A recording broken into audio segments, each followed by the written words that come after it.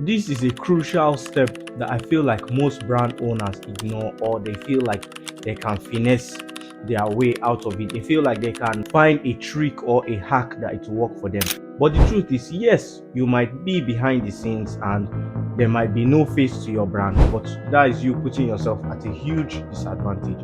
And coming from somebody that has been running their clothing brand for the past 4 years now, the growth that I've seen the last year has been way better than the growth the past 3 years. I don't know if you're understanding me. The growth of 3 years is not something that I can even compare to the last year. And what was the deciding factor that made me to grow well and for my brand to have more loyal customers is just one thing which changed everything, which is one thing I like to call humanizing your brand. This is something most brand owners don't want to do, even me too. Like, if I'm being honest with you, when I first started off, I didn't want to be in front of the camera. I thought it would be so hard. A lot of things will be on your mind as to why you feel like being behind the scenes is better. But the truth is, yes, you can be behind the scenes, but you need somebody to be in front of the camera. This modern age that we are in, you being behind the scenes is not going to cut it anymore. People want to see somebody, people want to feel like they are talking to somebody. It's not just a giant corporation. Even giant corporations still do this up till today. And in order for me to pass my point across and for you to see reasons with me, because I know there are still some people that feel like, yes, I can be mysterious, I can be behind the scenes and it will work out. Yeah, I'm not saying it won't work out, but it's just going to be hard. For me to prove my point, I have 4 case studies that I'm going to give you, and you will understand me better. The first is Virgil and Off-White. I feel like what made me put me in position to be is I was like, Off-White was my resume. It was a business plan. It was the way that I carried myself. It was the way that I organized my shows. And basically I would look at every season to be like, this is what, if I were at a house, this is what you guys should be doing.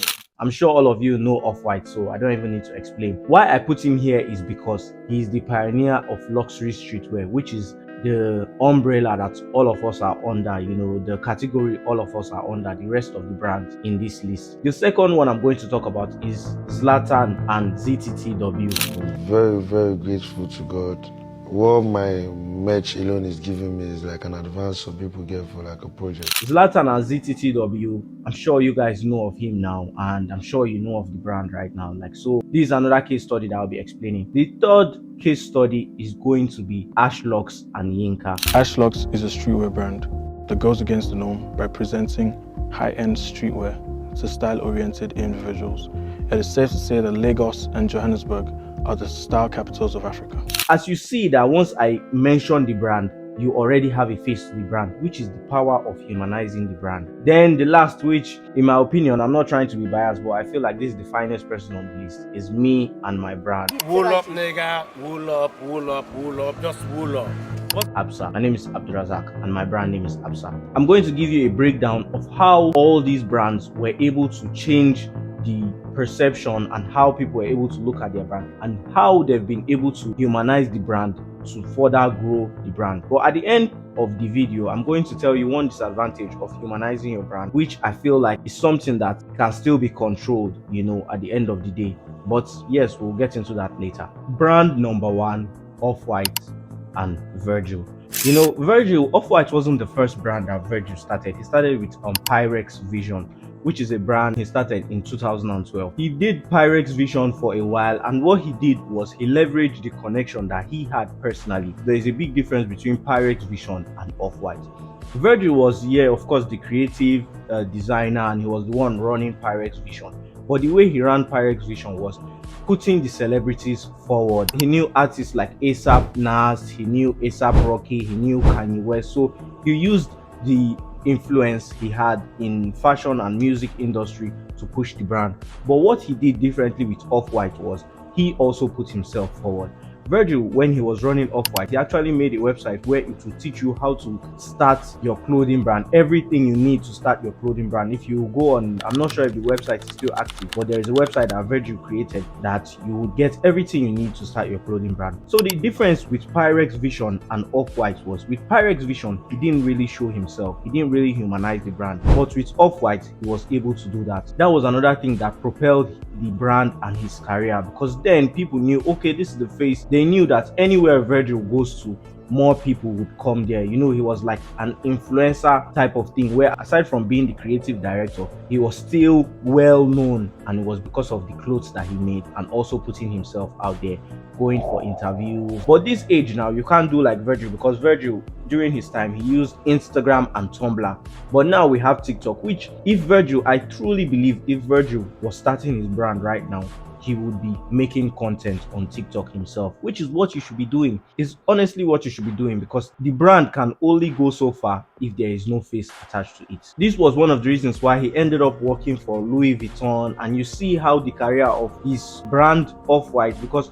many people, Off-White was a good brand, but the reason why majority of the collabs that he did, it was because of him, the person, which is Virgil. And that is the power that comes with humanizing your brand. The second person we are going to be looking at on this list is ZTTW and Zlatan. Everybody knows Zlatan. He started as an artist, then he started doing clothes as merch, but now he has opened a store. If I'm being honest with you, you know, everybody knows this. Most brands, their designs are not like groundbreaking. It's not like something that you've never seen before. There is no piece right now that any of even the brands on the list you will say they've never been done before type of thing. But the thing that differentiates each brand is the brand identity. And with humanizing your brand, your identity as the owner or the founder or the creative director or the face of the brand is what gives people that connection. With ZTTW, he also leveraged his network, which is, you know, him knowing them, Davido, Ashake and the rest, and he has used them to market his brand. But at the same time, he still pushes the brand. Even for brand announcements, when they are doing like a pop-up, when they did the pop-up in South Africa,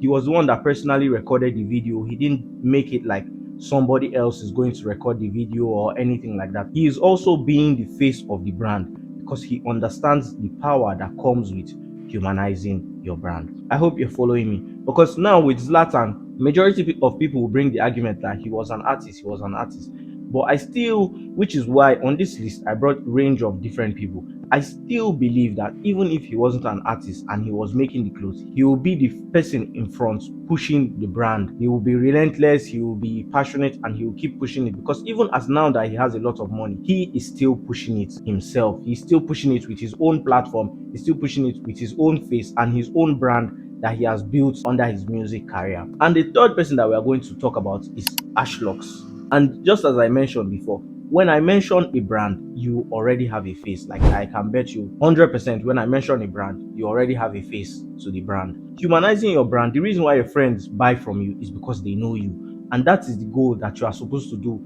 for the whole world. Let the whole world know you. And how will they know you? As that person that is always pushing the brand, which is what I've been able to do, trying to create the most impactful brand in the world. It's a very big ambition, but I believe God gave it to me for a reason, and I think I'll be able to do it. So the third person on the list, Yinka and Ashlocks. If you think about Ashlocks, first person your mind goes to is him, and it's because even though in the early stages, yes, he was pushing the brand, he made content, and even up till now, he's still making content. But because of the level that the brand has grown to, unfortunately, he cannot be there 100% of the time. When they did the foundation competition, graphic design competition, where they were picking a random graphic designer and doing a collaboration or a design or something like that, he was the one that made the announcement. But I'm pretty sure majority of you guys, when you are doing like a drop, a pop-up or anything, you would rather make posters or you would rather make videos with models or anything and just write it there. But you coming to sit down and tell people, okay, I have a pop-up, which is something I'm also guilty of early on, but now I don't think I do that anymore. Early on, I would rather do all these AI voiceovers and get the message across, but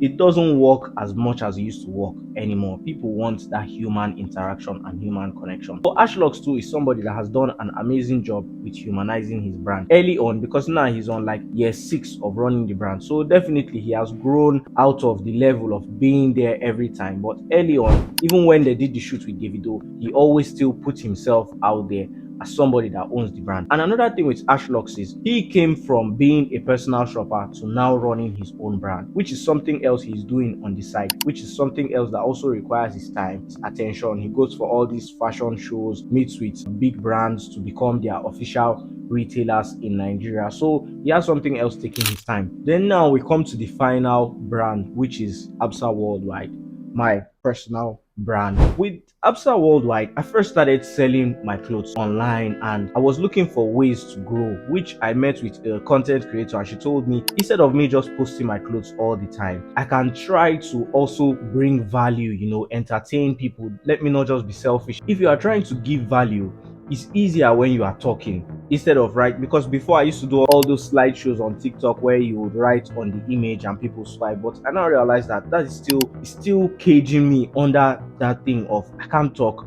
Then I now started doing all those AI voices. Then I now started doing my own voiceover before I sat in front of the camera. And trust me, when I was doing all those slideshows, yeah, it was good, but talking is game change. Like it's a very big game changer because people start to connect with you. Now I have a lot of people that we have this connection. They know me. I know them to an extent, and they know me to an extent because I've been able to humanize my brand. It has gone more than being just the brand and me also carrying the brand, which is something that I've even said like in a previous video, that how I treat my brand page is like an influencer's page, but the brand is like the sponsor. So it's just like a permanent sponsor. Then it's now like you, the face of the brand, is like the influencer. Because even if it's not you being the face of the brand and you get somebody, the important thing is the person needs to be as passionate as you about this, because people can sense when you are passionate about something. That is something that you have to take into account. And showing up every day, you guys making content and making sure that you keep working, you keep pushing, because it's not going to be easy. Even if you humanize your brand, you still need to keep showing up as often as possible. I was struggling earlier on. The first 2 years I was struggling, but when I now noticed that okay, the more I showed my personality, the more people were connecting with the brand and the more I was getting engagement, then I now started to do it more. I stopped doing voiceovers. I started staying in front of the camera. And the truth is, practice makes perfect. You cannot get it right the first time. Same thing how I look at this YouTube video. I'm not going to get it right the first time, but I am going to keep practicing until I'm good enough. And that is the thing that I feel like people are scared of. They don't want to start and look bad, but nobody starts and look good. Do you understand? It's just the facade of the internet where people always make it seem like they started on a good note, but everybody started from somewhere. Do you understand? Even billionaires, they started from like their basement. Me starting from my apartment. Do you understand? So let yourself grow and let people grow with you, which is part of, I'm even tired of saying it, humanizing your brand. In conclusion, I am not saying it is impossible to grow your brand without humanizing it or having a face to the brand, but just know that you are in a race with people that are running on foot, and let's say you now have like some kind of disability, because the truth is people not seeing you is making your brand harder to, like, it's hard to communicate what the product is about. It's just going to be hard overall to operate. So the earlier you do this, the better for you. Trust me, you will not get it right the first time. You will feel tired, you will feel demotivated, and you will feel some videos might be cringy to you, but that is part of the process. And let people grow with you. So I hope that I've been able to inspire you to start recording just as I am right now, because I didn't start today. I've started doing this thing now for like 2 years, creating content non-stop, but now I'm coming to YouTube because I know this is another platform to grow my brand.